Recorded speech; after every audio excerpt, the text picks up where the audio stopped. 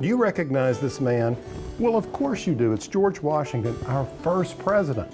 In today's show, I thought we'd step back in time to Colonial Williamsburg and see how George and other citizens in the 18th century would have lived and eaten.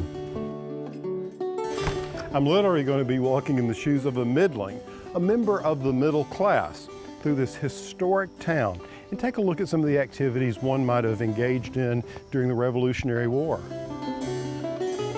We'll get started just as soon as I power up my time machine.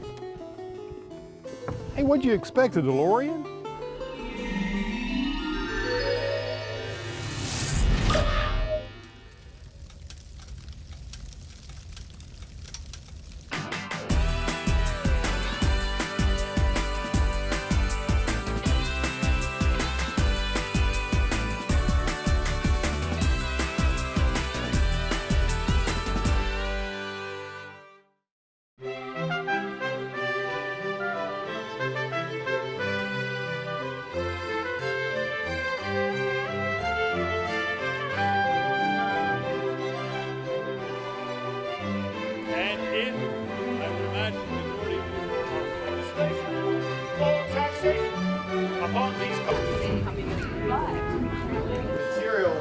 Rather than the labor, it's much more cost effective to have something.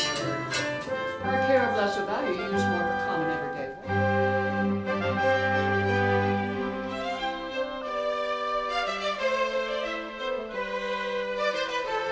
Welcome to the Benjamin Powell House here in Williamsburg. Now, this house represents the home of a prosperous tradesman. You see, Mr. Powell was an undertaker, and not what you think. Undertakers in the 18th century were contractors. They built things, they undertook projects, hence the name undertaker.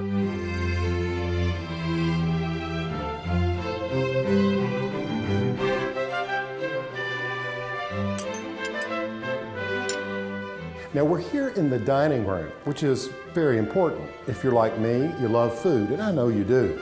You see, the dining room was a hub of activity, but eating practices, dining practices were very different in the 18th century than they are today. I mean, we talk about 3 square meals, but in the 18th century, when you ate and how you ate and what you ate was really dependent on your class, where you fit in the social structure. For instance, very poor people got up very early and ate an early breakfast. Wealthier people, well, they would eat later in the day. That really hasn't changed, has it? You see, in the 18th century, the major meal of the day was in the middle of the day, or sort of late afternoon. It was called dinner. And then in the evening, they would have lighter fare and sup at night, therefore supper. And those meals would have been had in a room like this. However, today, when you think about it, dining rooms are hardly even used anymore in modern America. The hub of the house is the kitchen. Most people eat in the kitchen. They congregate in the kitchen. But in this house, you won't find a kitchen in the house. In fact, it's out this way. So why don't you follow me and I'll show you.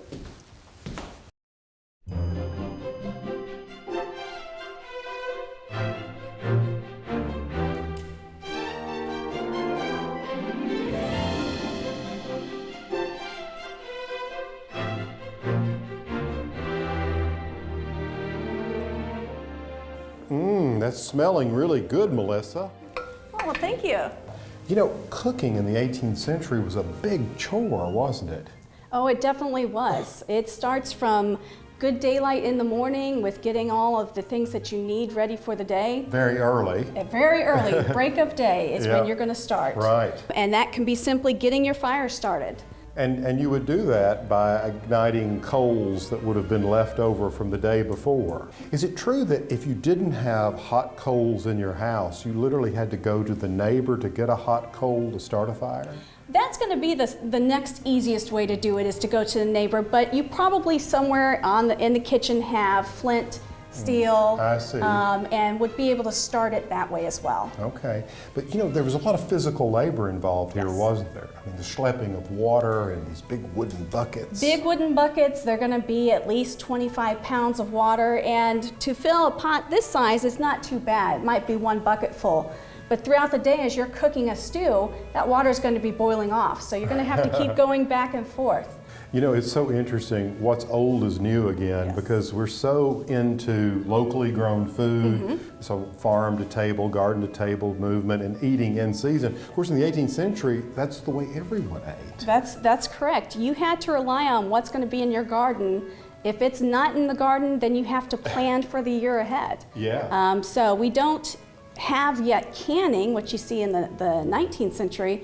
So if we're going to preserve items, we can dry them, we can pickle them, or we have to wait till they come into season. Now, standard fare, I would think, for most people would have been something like you're cooking today, a soup or a stew.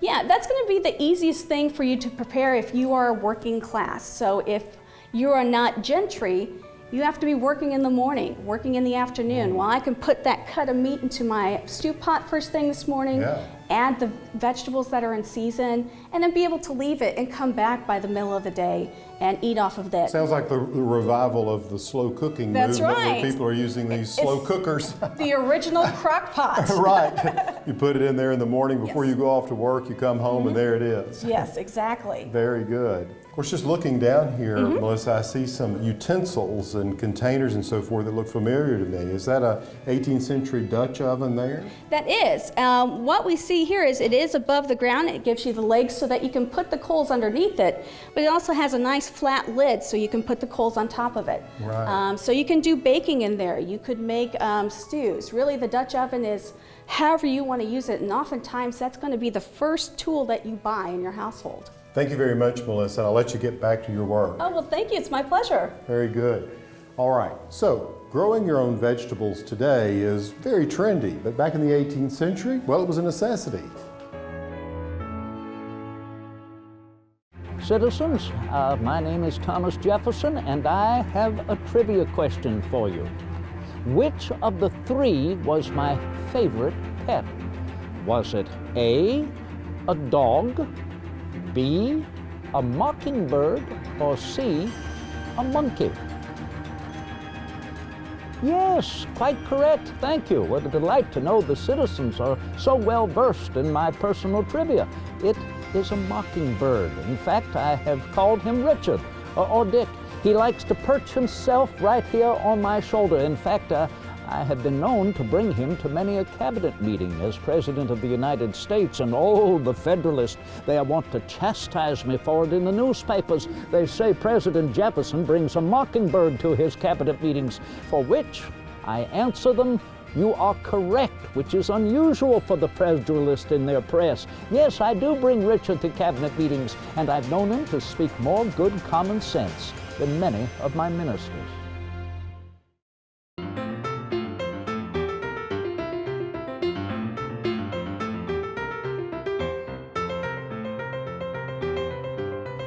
Now, just outside of the kitchen here at the Benjamin Powell House, what you see is the kitchen garden.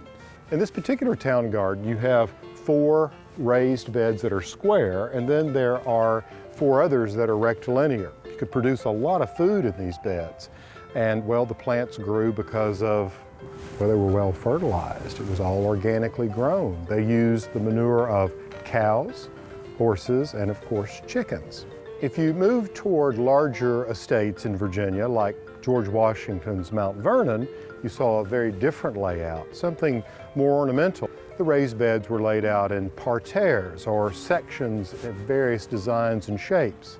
You see, Martha Washington had the reputation of being a marvelous hostess and an exquisite cook. And so she had a wide range of vegetables growing at Mount Vernon. Not only vegetables, but all sorts of fruits and berries as well. Now, if we move from Mount Vernon on the Potomac up to Charlottesville, Virginia, the home of Thomas Jefferson at Monticello, Jefferson took his vegetables very, very seriously. Over the course of his life, he grew 99 different types of vegetables and herbs and over 330 varieties of these. And the vegetable garden was laid out very differently. It was one large expanse built on an immense terrace, and these vegetables were rowed out. He was very interested in experimenting with new types of foods. And the table at Monticello, well, it was an extraordinary experience to be invited to dinner because there was always a wide range of very interesting and beautifully presented foods. Now here in Williamsburg, there were other examples of vegetable gardens that were larger than what we see here at the Benjamin Powell House, gardens that were more on the scale of what we see at Monticello and Mount Vernon. So why don't we take a walk over to Great Hope's Plantation? Come on. Good day. I'm Mrs. Washington, the General's wife. How long has my husband been away from Mount Vernon? The longest time has been A, a week, B, 2 years, or C, 8 years. The answer to the question is C, 8 years. When my husband was the general of the American Revolution, he left in 1775. I thought he'd only be gone for a month when he went to the Second Continental Congress, but they made him commander-in-chief right away, and he was sent right away to Cambridge. He was gone from his home and was only see his home for 2 days, that is September 10th and 11th of 1781. But other than that, he would not see his home till 1783. Here at Great Hope's Plantation, there's always work to be done, so I thought I'd jump in and give them a hand. That's it. Come on up, boys. Come on up. That's it. Come on, boys.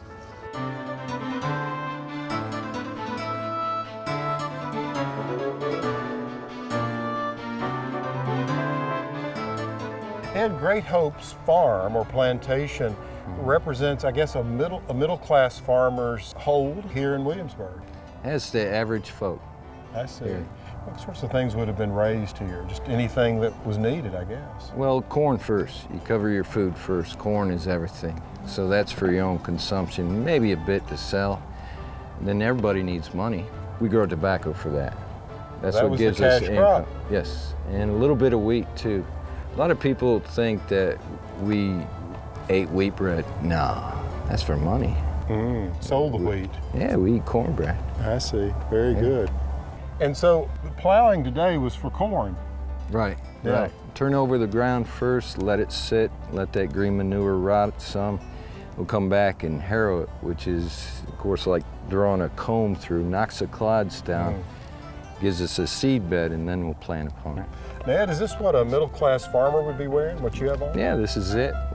Look, I have it open here. Yeah. You don't. That's right. No, I'm all buttoned up. That's right. And I wouldn't be a middle-class farmer wearing oh this. no, the clothes make the man. Oh, well. We have about the same cut, but look. Yeah, sleeves See? rolled up. No ruffles. Yours is no ruffles, yeah. That's right. Get caught in the equipment. Right. Yeah. You, sir, are a gentleman. Of course. Yes, how nice.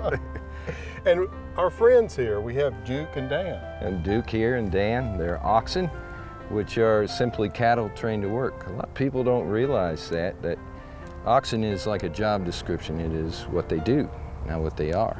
Speaking of class and well-known names, Washington is certainly known as the father of the country, a great military leader, but I think a lot of people don't recognize him as a great farmer. A great farmer is very innovative. The average fellow, nah, we're not innovative. We look to men of wealth and bearing, dressed like yourself, for innovation. Well, I love the idea of what he was doing is he didn't want to be selling tobacco to the English anymore and sending money over there. He wanted to keep it in the colonies, and so from his own docks, he was sending wheat and grain up and down the eastern seaboard and selling it directly and keeping the money here. He was for us in military, but for us in farming. He was for America. And I mean, that just proves it right there.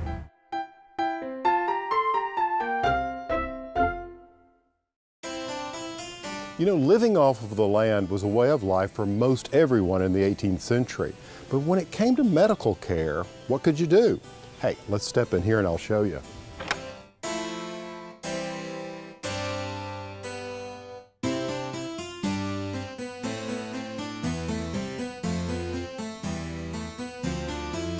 So we're going to go for equal amounts. We're going to go for equal amounts, and this is from a British pharmacy book. It's orange peels and sugar. Oh, the orange peels smell Don't they divine. smell wonderful? Just recently grated. Yes. All right, so here we go. I'm going to add the sugar.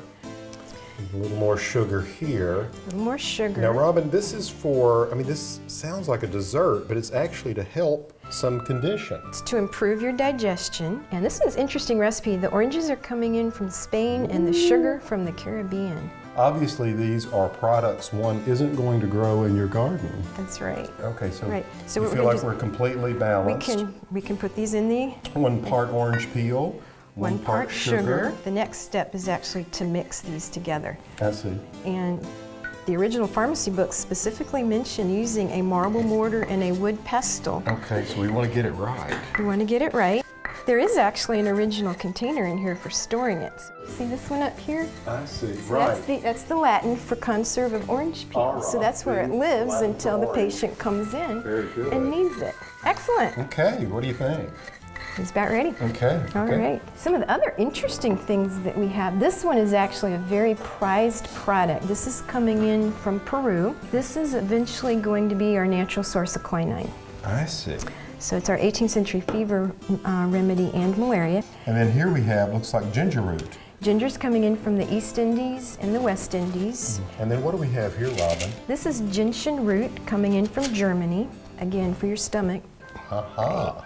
Interesting, Yes. these origins. And all of these, again, one wouldn't be growing them in the back garden. You would not be growing them in the backyard. Yeah. Right. So Robin, people would come in here not only for these, I guess these concoctions to help aid their digestion and just their overall health.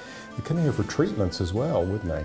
We can actually diagnose measles, mumps, chickenpox, smallpox. We're doing surgery at people's homes. Oh. One of the doctors in here practices a man midwife, did deliveries, and worked at the mental hospital. I see, very diverse. Excellent.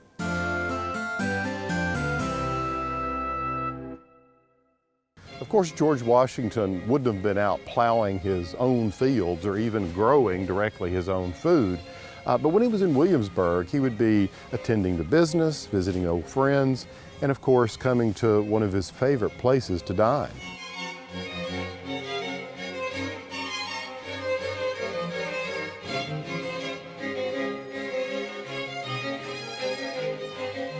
Mrs. Campbell, your tavern has the reputation, or you have the reputation, of serving the finest fare in Williamsburg. Oh, well, thank you so much, sir. I do appreciate a good reputation.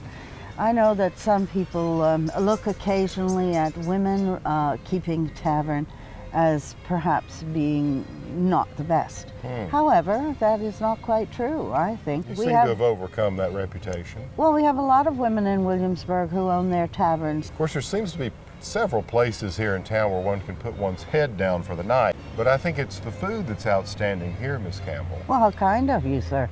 Well, I know there are several who seem to agree with you. Yeah? Many ask me often to recommend something, but I tend not to do that. Why? Your palate may be different than mine. Oh, well, sure. But there has to Well- be a house favorite. Always oysters. Oh, always oysters. And crab. I can eat my weight in oysters. You know, that's why we have so many huge piles of oyster shells out behind the taverns. And I see you even use them for walkways and paths when they're crushed. Indeed. You have some very famous guests in the tavern from time to time. I understand that General Washington comes here to sup. Oh, he is a favorite, of course. I've known him for a very long time. What do you think of him? Well, he's a fine gentleman, sir. What else would you think of him? Well, I just was interested in your Oh, personal opinion. He comports himself with great dignity and always has. But what about sort of the standard thing that he might ask, or a regular dish that he asks for? Well, in my tavern, of course, it's seafood. I've heard Mr. Washington does like seafood. Oh, indeed. Well, I make a fricassee that he's most fond of. Oh, shrimp and scallops, all of it coming from the bay, of course. Now, does he just show up, or do you know when he's in town, maybe for the legislative session? Oh, well, when he's in the city, sir, of course, we always know that he's Everyone here. knows. Of course they do. And we'll see him ride by every now and again on Blueskin or Nelson. Are these white horses? He Oh, usually rides? indeed, he looks regal on them. Well, I saw a white horse tethered up in the back. Is he here, you think? Oh, I'm quite sure he probably is, sir. Really? Indeed. I may slip in there for a peek. Well, please do. It's been a great pleasure meeting you, Miss Campbell. Thank you. Tis a pleasure, sir.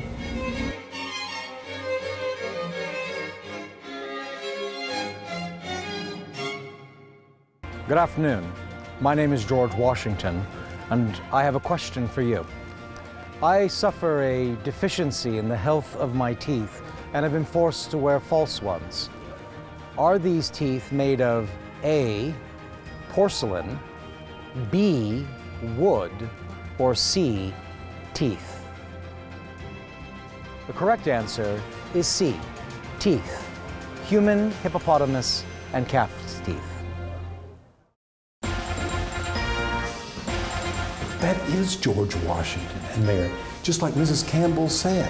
Let's go in and say hello to him.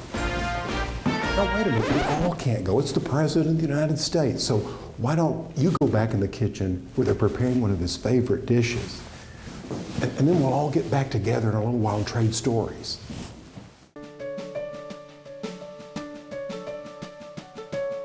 Today we're gonna cook the seafood fricassee, which is, Campbell is known for its seafood. So today we're doing the fricassee. It's a mixture of shrimp, lobster, and scallops with fresh vegetables, fresh herbs, and it's served on top of rice. First I put my pan on the stove, get it medium hot, add my butter to it. If you make for one person, I'll probably make a couple tablespoons. Once the butter melts, then we add our seafood to the pan. About 4 ounces of shrimp, 4 ounces of scallop, 2 ounces of lobster meat.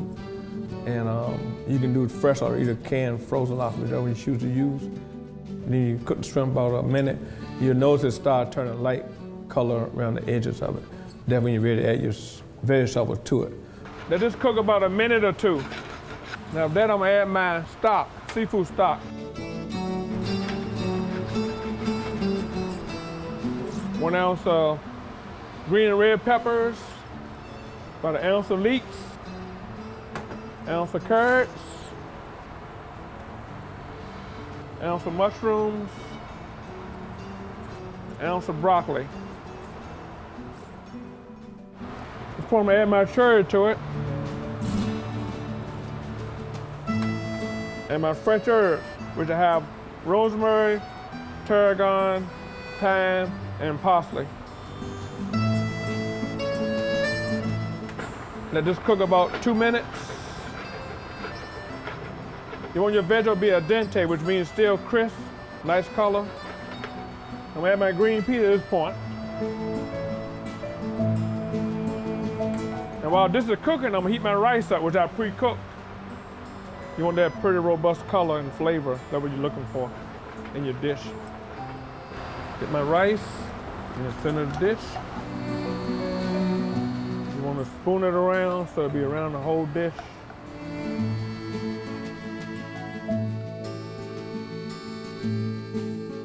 Good seafood, it's a favorite of our guests. A lot of people request it. It has a robust flavor and beautiful colors.